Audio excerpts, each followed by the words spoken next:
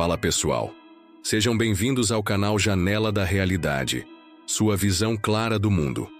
Hoje, vamos mergulhar em um dos tópicos mais discutidos, polêmicos e muitas vezes mal compreendidos do Brasil: o Supremo Tribunal Federal. Você já parou para pensar por que o Supremo Tribunal Federal, o STF, está em praticamente todas as capas de jornal, em todas as discussões de WhatsApp e no centro de tantas paixões e controvérsias no Brasil? Você realmente sabe o que o STF faz? Ou melhor, o que ele deveria fazer? Existe uma linha tênue, muitas vezes invisível, entre o papel constitucional do STF e a percepção pública de um ativismo judicial. Prometo que ao final deste vídeo, você não apenas entenderá a função real da nossa mais alta corte, mas também terá as ferramentas para distinguir entre o que é exercício legítimo da justiça e o que, para alguns, cruza essa fronteira. Hoje, vamos desvendar o STF. Entenderemos o que são seus poderes de verdade, como ele atua como guardião da nossa Constituição e onde surge o debate sobre o ativismo judicial. Pense no STF como o árbitro final de uma grande partida de futebol, só que em vez de um campo, ele tem a Constituição como seu guia. E em vez de jogadores, ele tem os outros poderes, executivo e legislativo, e claro, a sociedade brasileira. Este árbitro tem regras muito claras, a Constituição. Mas, como todo bom jogo, surgem lances interpretativos, faltas não marcadas, cartões questionáveis. A nossa analogia para hoje será essa: o STF como o árbitro da Constituição. Ele não joga, ele não cria as regras do jogo, o que seria o papel do legislativo. E ele não executa as jogadas, o executivo. Ele está ali para garantir que o jogo seja jogado dentro das regras estabelecidas. Mas e quando o árbitro parece querer jogar também? É aí que a discussão começa. Para começar, vamos direto ao ponto. O STF, mais que um tribunal, um guardião. No Brasil temos 3 poderes: o executivo, presidente, governadores, prefeitos; o legislativo, senadores, deputados federais, estaduais, vereadores; e o judiciário, juízes, tribunais. O Supremo Tribunal Federal é o topo do poder judiciário. Mas ele não é um tribunal comum. Sua principal e mais solene função está escrita logo no artigo 102 da nossa Constituição: guardar a Constituição Federal. Isso significa que, se alguma lei criada pelo Congresso, alguma ação do presidente ou até mesmo uma decisão de um juiz de primeira instância parecer ir contra o que está escrito na Constituição, é o STF quem tem a palavra final para decidir. Eles são os últimos a dizer: isso está de acordo com as regras do jogo, ou isso está fora das regras. Imagine a Constituição como o livro de regras mais importante do país. Todas as outras leis, todas as ações do governo, tudo tem que estar em conformidade com esse livro. Se, por exemplo, o Congresso aprova uma lei que restringe a liberdade de imprensa, algo garantido na Constituição, um partido político, uma entidade ou até mesmo o Procurador-Geral da República pode questionar essa lei no STF. Aí entra o STF para analisar se essa lei é constitucional ou não. Se eles decidirem que não é, a lei é anulada e não vale mais. É um poder imenso, sim. Mas é a essência do sistema de freios e contrapesos que garante que nenhum poder se torne absoluto. É a garantia de que as regras fundamentais da nossa sociedade não serão ignoradas. Os poderes reais do STF, muito além do plenário. O STF não se limita a julgar se uma lei é constitucional ou não. Seus poderes são vastos e podem impactar diretamente o nosso dia a dia. Vamos destrinchar alguns deles. 1. Julgamento de autoridades. Senadores, deputados federais, o presidente da República, o vice-presidente, os próprios ministros do STF, se eles cometerem crimes comuns, são julgados diretamente pelo STF. Isso se chama foro por prerrogativa de função, ou, como é mais conhecido, foro privilegiado. É um tema que gera muita discussão, mas a ideia original é proteger a autonomia do cargo, não a pessoa. 2. Recursos extraordinários. Sabe quando um processo judicial, depois de passar por várias instâncias, ainda gera dúvidas sobre a aplicação da Constituição? O STF pode ser a última parada. Ele não reavalia fatos e provas. Isso é trabalho das instâncias inferiores, mas sim se a decisão final foi correta sob a ótica da Constituição. 3. Habeas corpus e mandado de segurança. O STF pode analisar pedidos de habeas corpus, que visam proteger a liberdade de ir e vir de alguém, e mandados de segurança, para proteger direitos líquidos e certos que estão sendo ameaçados por alguma autoridade. São instrumentos cruciais para a defesa dos direitos individuais. 4.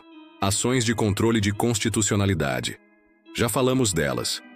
São as ações diretas de inconstitucionalidade, ADI, a ação declaratória de constitucionalidade, ADC, e a arguição de descumprimento de preceito fundamental, ADPF. É por meio delas que o STF guarda a Constituição, validando ou invalidando leis e atos normativos. Percebem a abrangência? O STF atua desde a interpretação de leis que afetam milhões de pessoas até a garantia de direitos individuais. Ele é, de fato, a última palavra em muitas questões cruciais para o país. É por isso que suas decisões são tão observadas e debatidas. Ativismo judicial. A linha tênue da controvérsia. Agora chegamos ao ponto central da discussão que tanto ouvimos: o ativismo judicial. O que é isso de fato? E por que gera tanta polêmica?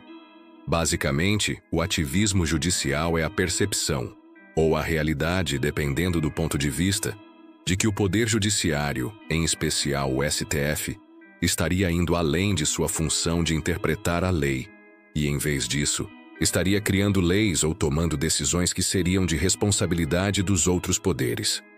Lembrem-se da nossa analogia do árbitro. O árbitro da Constituição deve aplicar as regras. Mas e se ele começar a criar regras novas para o jogo? Ou decidir quem deve ser escalado para jogar? Aí ele não está mais apenas arbitrando. Ele está legislando ou executando.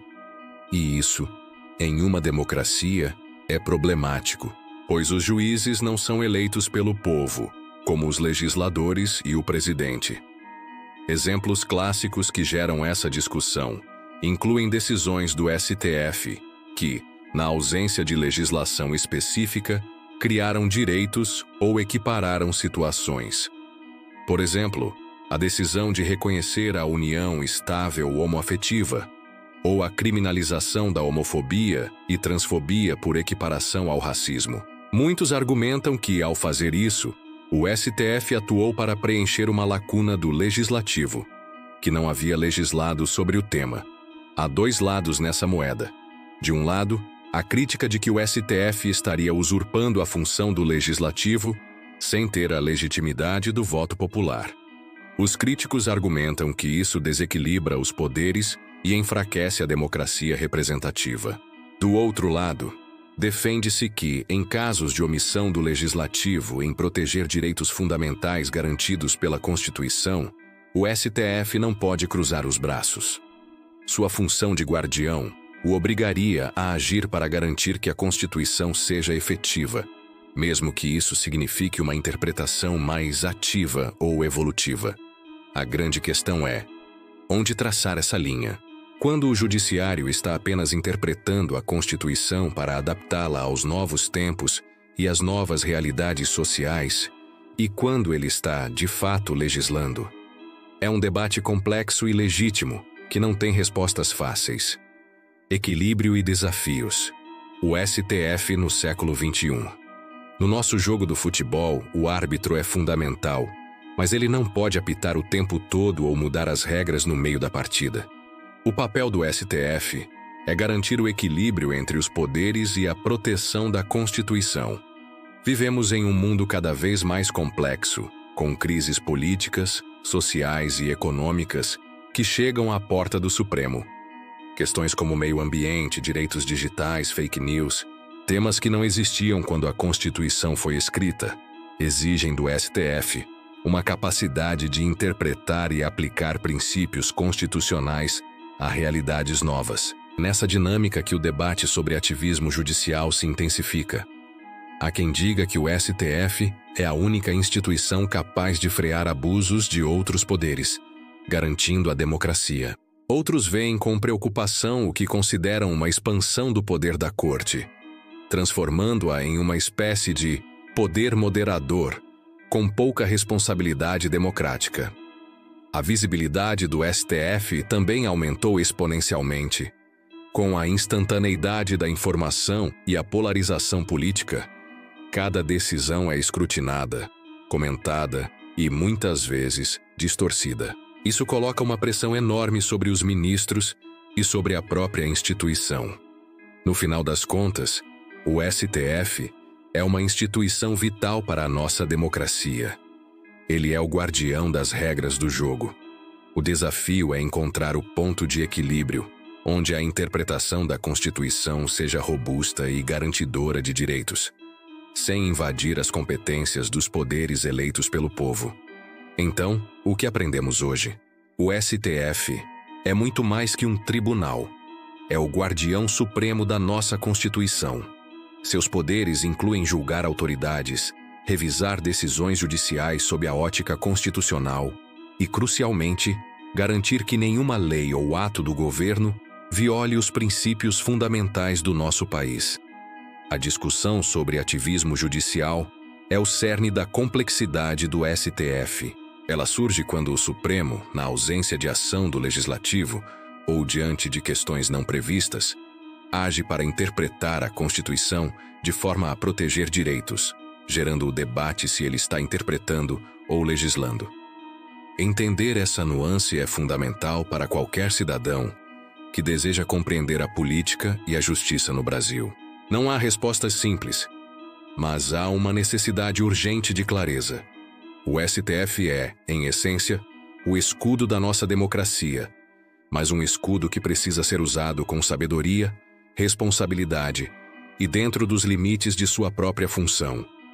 Sua existência é a garantia de que, não importa o quão turbulento seja o jogo político, as regras fundamentais da nossa sociedade, nossa Constituição, serão sempre protegidas. E você? Qual a sua opinião sobre o papel do STF? Você acredita que ele tem sido mais guardião ou ativista?